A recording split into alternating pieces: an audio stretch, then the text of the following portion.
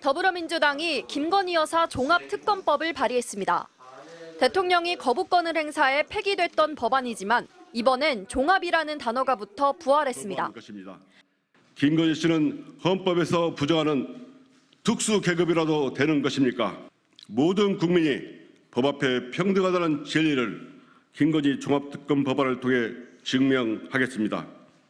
21대보다 수사 대상은 더 넓어졌습니다. 도이치모터스 주가 조작은 물론 양평 고속도로 노선 변경 특혜 의혹, 명품 가방 수수 의혹 등 7대 의혹과 관련 공무원의 불법 행위도 특검이 수사하도록 했습니다. 민주당과 조국혁신당이 특별검사 2명을 추천해 1명을 임명하도록 했고 최장 6개월 동안 100여 명의 수사 인력을 투입하도록 했습니다. 법안엔 18명의 의원들이 이름을 올렸습니다. 대표 발의한 이성윤 의원은 서울중앙지검장 시절 이른바 채널A 사건의 수사 과정에서 윤석열 당시 총장과 갈등을 빚었던 인물입니다. 아직 당론은 아니지만 민주당은 김 여사 종합특검법도 당론으로 추진할 계획이라고 밝혔습니다. 연이틀 특검으로 압박하고 있는 민주당은 최상병 특검법의 최종 목표가 윤석열 대통령이라는 점을 분명히 못 박았습니다. 대통령실의 개입 사건이 대통령 직접 개입 사건으로 완전히 판이 뒤집어졌습니다. 이제 해병대 특검은 윤석열 특검이 되어야 합니다.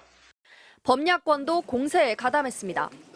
조국혁신당은 민주당과 별도로 최상병 특검법과 김 여사 윤 대통령 특검법을 발의할 계획이 있다며 힘을 보탰고 개혁신당 이준석 대표도 윤 대통령이 군 통수권자로서의 책임 있는 모습을 보여주지 못하고 있다고 비판했습니다. 민주당과 조국혁신당의 지도부는 내일 장외 집회를 각각 열고 대통령의 수사 개입 의혹을 특검으로 규명하라고 촉구할 계획입니다. MBC 뉴스 김정우입니다. 제22대 국회를 여는 제1야당의 일성은 윤석열 대통령을 향한 날선 경고였습니다. 정말 비겁하고 쪼잔한 정권입니다. 100번째, 200번째 거부권도 행사하실 겁니까?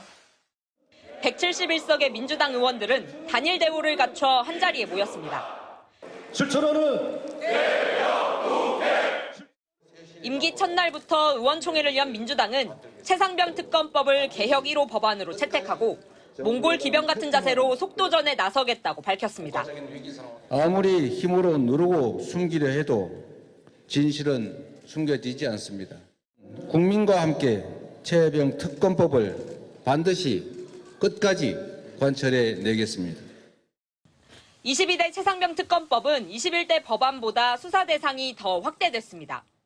경찰과 공수처, 군사법원, 인권위로 나뉜 사안을 특검이 한꺼번에 관장하고 박정훈 대령에 대한 항명죄 공소 유지도 특검이 맡습니다.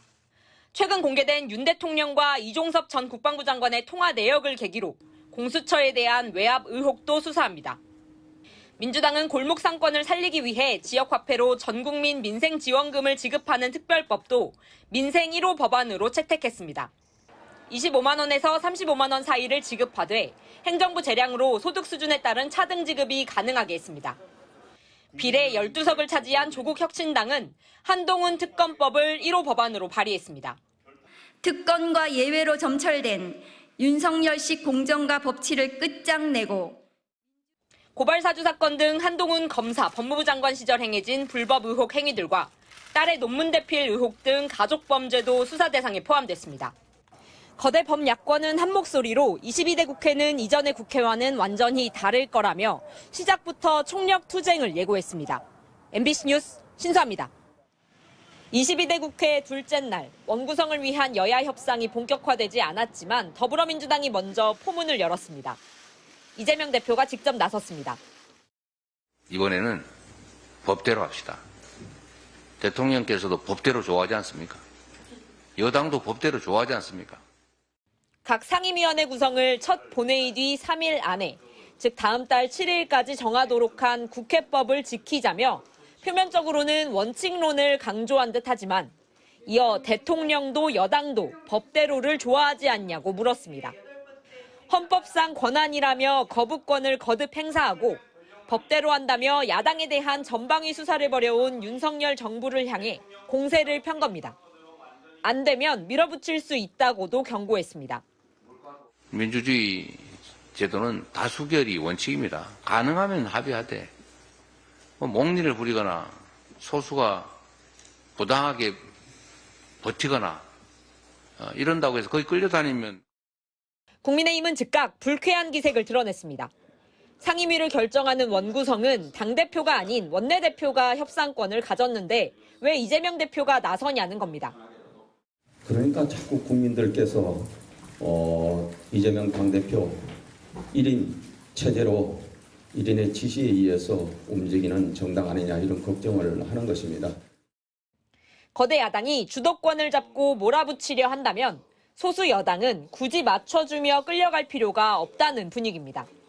민주당은 대통령실 담당인 운영위의 추미애, 각종 특검법을 다룰 법사위의 정청래, 박지원 등 강성 의원들을 여당과 충돌할 주요 상임위에 대거 배치했습니다. 반면 국민의힘은 소속 의원들이 제출한 희망 상임위를 조율하면서 상대적으로 진행이 더딘 모양새입니다. MBC 뉴스 신수아입니다.